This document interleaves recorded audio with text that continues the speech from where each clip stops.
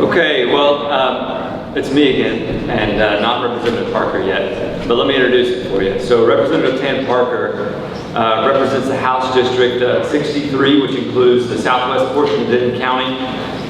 Being elected to serve the people of Denton County and fight for the betterment of Texas is something Tan commonly refers to as his highest honor of his professional life. During the 86th legislative session, Tan was appointed to serve on the State Affairs, Business and Industry, and House Administration committees.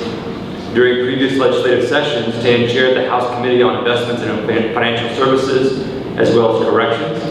His other recent committee work has included international trade, intergovernmental affairs, and redistricting.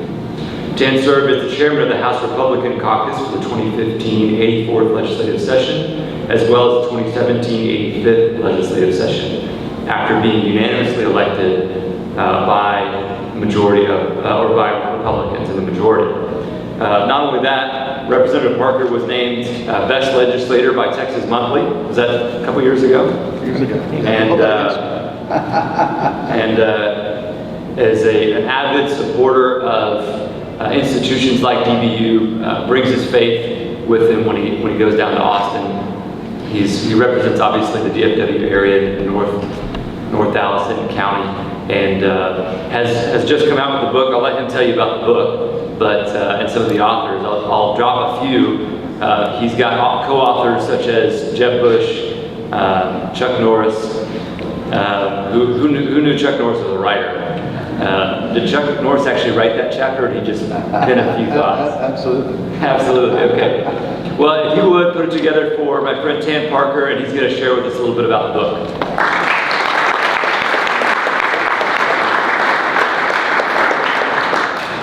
Well, it's great to be with you all. Thank you so much for inviting me to campus. Lee, thank you for the wonderful invitation and opportunity, and it's great to be with you all. And I've always admired greatly DBU. It's a wonderful institution, and so proud of the education that each one of you are getting here in this room. So kudos to you and your selection, and wish you all the very best in your lives and whatever the Lord has in store for you. Listen, Lee gave you my background. Just real quickly, I'll tell you a little bit more, but we're also in Texas, not just legislative, but we're also citizen lawmakers, meaning that we have careers outside of what we do as a lawmaker.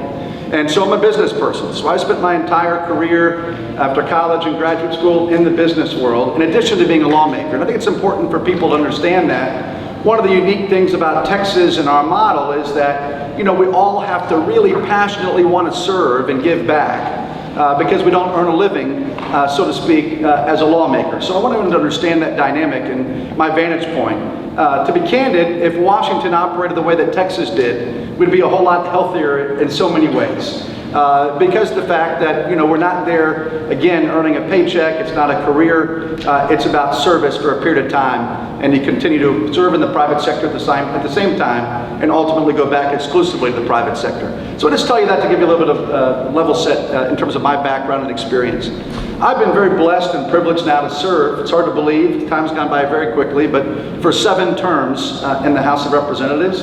As Lee said, I've been blessed to serve on every kind of committee you can imagine, and I've been blessed to chair everything from financial services to corrections, so pretty dramatically different. Corrections is obviously all of our state prison system, responsible for all those policies. Financial services, of course, is all of our banking and lending and securities transactions, so very diverse. And I've also, as Lee shared, been blessed to be able to serve as our Republican leader of the House for multiple cycles, where I was responsible for getting the Republican objectives and priorities done and keeping the Republican majority together on major things that were happening during those legislative sessions. I'm delighted to be with you all today to talk about specifically this book that I've been blessed to lead the creation of and to edit, and I want to give you a little bit of background. There's also a life story for you all as well, I think a life lesson. And that is, for me, I was a college student at the age of 19. And I had the honor and privilege of going to work interning for a gentleman by the name of Tex Lazar. Tex was the Assistant Attorney General of the United States of America under President Reagan. He was also the Chief of Staff of the Department of Justice. He had been a speechwriter for multiple Republican presidents. He was the mentee of a famous conservative in history, William F. Buckley, the founder of National Review, when he came out of Yale Law School. And I found myself as a 19-year-old kid meeting this guy, Tex Lazar. He was running for Attorney General of Texas at that time. And his wonderful wife, Mary Spaeth. Mary was the communications director for President Reagan. So she was the Kellyanne Conway of that era, just to kind of give you a little bit of perspective. And so what an honor and privilege it was for me as a young man at the age of 19 to be around them. They took me in like another set of parents and to learn from them and to be educated by them. And so, you know, what I want to share with you guys in terms of a life lesson is that you make the most of every opportunity, every door that God opens for you in life. Make the most of it. And maintain relationships. Relationships are not transactional. Relationships should be permanent. They should be throughout the entire balance of the life that God gives you. And it's very important, I think, to always remember that. But in this case, I had this incredible experience as a young man working with Tex and Mary Spaeth. And Tex ran for lieutenant governor, for those of you that are history and political buffs, in 1994. That was the year that George W. Bush left running the Rangers organization to run for governor of Texas against Ann Richards. Well, of course, George W. Bush won and then went on to be governor and went on to become president. But Tex Lazar ran for lieutenant governor against a guy named Bob Bullock in that same cycle in 94. And in 94, he came out. He had been the first president of a group, a great public policy think tank called the Texas Public Policy Foundation, TPPF. And he came out in 94 with the original book titled Making Government Work, a conservative agenda for the states. And the book really was focused on 4 areas of public policy: crime prevention, tax policy, education, and welfare reform, to kind of give you an idea. Those broad topics. And it was written primarily by academics. But one of the neat things about it is that it had a foreword by President Reagan. So what an incredible thing to have a book that had a foreword by President Reagan in this original edition back 26 years ago in 1994. And so, God rest his soul, the Lord took Tex home much too young in life at the age of 55. Mary continued to raise their family, raise their children, and so forth. And I've been very close to Mary over all these years.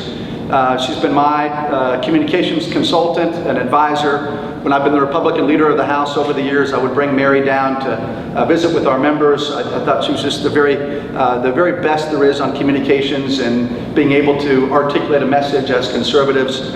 She's as strong today in 2020 as she was back in '82, taking care of President Reagan. And so she came to see me roughly 2 years ago in my office in the Capitol. And it was very emotional for me as I tell you this story. She said, "Tan," she said, "look," she said, "Tex loved you. You're one of his favorite people he ever had a chance to work with in life. And if he were here, he would tell you what I'm going to ask, which is, will you pick up his mantle and create a 2020 version of making government work for the nation?" And so what an honor and privilege. You know, when I just articulate that and bring back that memory, it gives me goosebumps to think about it, and what a privilege and how blessed I've been to maintain that relationship and to know Tex and to have the chance to be mentored by him as a young man. And so this really gave me an incredible opportunity in life to be able to put forward, if you will, a blueprint for what it means to be a conservative in 2020, but also what it means for the states. This book is all about the states and the fact that the states are the driver of innovation and opportunity for America. So much of Washington is in gridlock. You guys know that. And the majority of what we see happen positive in Washington over the years begins in the states. I've been so blessed and privileged in my own career and legislative life to be able to pass a number of bills in Texas that were not only the bills that are the law of the land now in Texas, but became the law of the land in multiple other states. And in many cases, in fact, there's one now that's pretty well known. I was very fortunate and blessed to meet a young woman, my wife and I, when I was first elected to office, by the name of Jenna Quinn. And Jenna was an incredibly strong and heroic figure. She was horribly victimized as a child, the ravages of childhood sexual abuse. She shared her story with my wife and I when I was a newly elected member of the legislature. And as a result, I knew I needed to do something about it. It's why God had me there in the legislature to do something about this horrific thing that happens across society, across our state and across our nation that needed to be eradicated. And so back in 2009, I had the blessing of carrying that legislation, passing it because of her strong and brave, courageous testimony, and then naming it in honor of Jen. And today it's in 22 states. And roughly a month ago, U.S. Senator John Cornyn now passed it in the U.S. Senate to make it the law of the land in America. And it now is awaiting a final vote here in this lame duck session in the U.S. House. I share that with you because I want you to understand just in concrete terms, this is one bill, one law, but it's an example of how the states can create innovative policy that transforms the country. What starts in Texas spreads across the nation and ultimately, in many cases, becomes the law of the land. And so what I wanted to do in this book is not just to provide a refresh of Making Government Work, the original book from 26 years ago, but I wanted to provide a blueprint for an understanding of the fact that the federal government did not create the states. The states created the federal government. The 10th Amendment means something. And so the ability to govern and define ourselves is critical. And so the real future for America and all of our economic vitality, all the blessings that God has provided us as a state and a nation, all comes, in my mind, from government that ultimately is closest to the people. You have the greatest impact locally, at your municipal level, your county level, your state level. It's government that ultimately impacts you really the most. And so the real innovation, again, is coming from the states. And so what I've done with Making Government Work is to put together, if you will, a series of powerful voices. The most powerful voices in my mind that I could find that would be just the great messengers for the future. And what a blueprint should look like for the future of our states and therefore our nation. And so I started on this journey.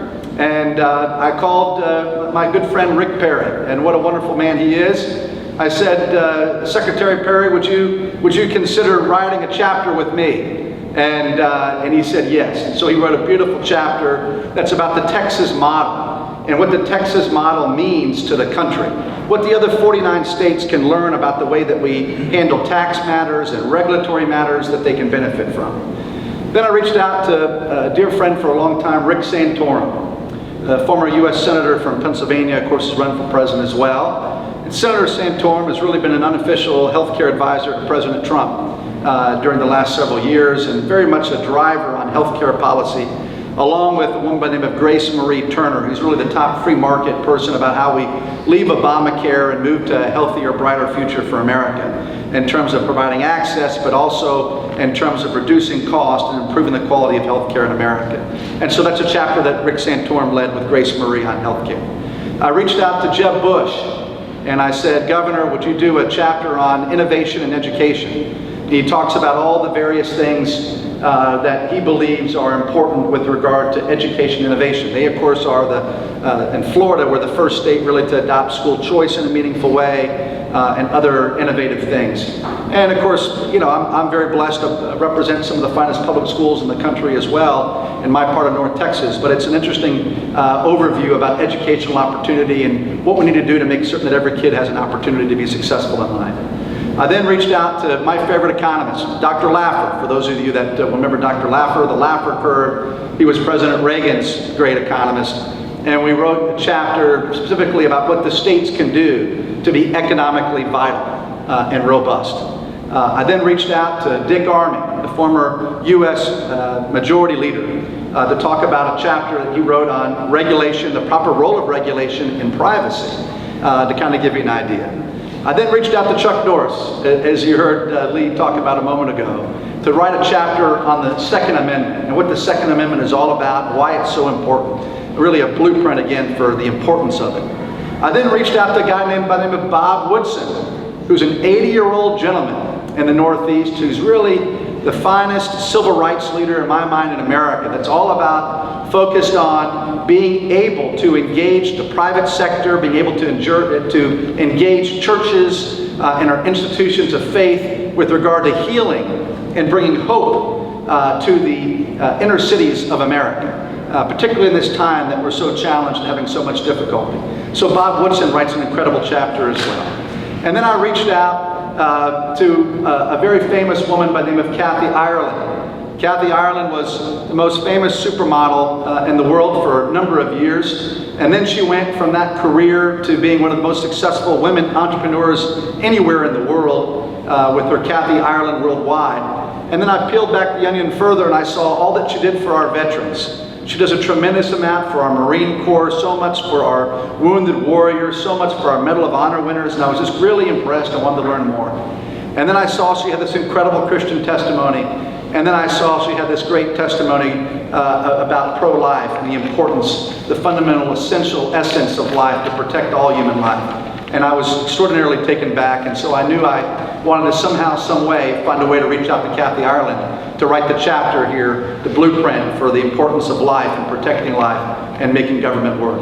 I also reached out to a friend like Rebecca Clayfish, who will be our next Republican governor, I believe, in Wisconsin. She was the lieutenant governor of Wisconsin under Walker. And she talks about all the battles they had with public sector labor unions. To kind of give you an idea, it tells a personal story. I've got a chapter on infrastructure that is with one of the top investors in infrastructure in America in terms of how we address our infrastructure needs as a country. As Texans, particularly those of us in North Texas, we read infrastructure and go, boy, our infrastructure looks pretty good. We've got great roads and infrastructure, but a lot of the country does not look the way that we look here in North Texas in terms of the infrastructure and all that we have. And so there's a chapter on that topic as well. And then I'll share one more and we'll wrap it up. I've also got a chapter on the topic of the family. And that is done by another dear friend of mine, Chad Hennings. Chad, of course, is the three-time Super Bowl champion of the Dallas Cowboys, but he's also, more importantly, was an Air Force fighter pilot. He actually delayed his time playing with the Cowboys to serve America. And ever since that time in his professional football career and post-career, he's continued to focus on his wingman ministry, and he's one of the guys that's leading Promise Keepers on the board nationally to bring it back. And so Chad does a wonderful chapter on the family as the essential, most fundamental building block of our society. And last but not least, I'll share one more, and that is a topic of religious freedom and religious liberty, critical to all of us in this room. And that chapter was authored by one of the great conservative intellectuals in America, Professor Robbie George. And so I'll just share that with you to give a little bit of background on the book as well. So 23 chapters in total. I wrote one myself on the social fabric of our society, its conservatives and the things that we need to engage in and be a part of. But I also, of course, in every chapter frame the topic and do an introduction and some background on why I selected each individual to be a part of the 2020 version of Making Government Work. And finally, once I put that together and was blessed to be able to reprint the original foreword from President Ronald Reagan, I then reached out to who would be my first choice to give us a foreword in the modern day. And I reached out to Nikki Haley. And of course, a former governor, U.S. ambassador of the United Nations, an incredible wife and mother and role model. And so she graciously said yes to my request and invitation when we met face to face. And that really forms the essence of making government work. And then I'll share with you just very briefly. You know, I've been so blessed to get so much wonderful feedback from conservative luminaries, right? Governors across the country, Governor Abbott here, and Governor Noem, but also luminaries like Newt Gingrich, who calls making government work the equivalent of what the contract with America was for the states, what the contract with America was for the federal government. And also people like Stephen Moore and Dr. Ben Carson. So it's an honor and privilege for me to be with you all today. I just love the opportunity to be able to visit with young people and understand how bright your future is. There's no limits to what you can do in your life and the kind of service that you can provide to your community and to your family and to society at large. There's no limitations. God will open doors. Be willing to go through those doors when they get open and maintain permanent relationships in life. That's really the life lesson I share with you with regard to MGW, that a relationship I made 25 plus years ago, that I maintained for that quarter century, came back and asked me to pick up the mantle of her late husband and put together a 2020 version of MGW. So with that, I'll conclude my comments. Happy to take a question or two before we do some book signings.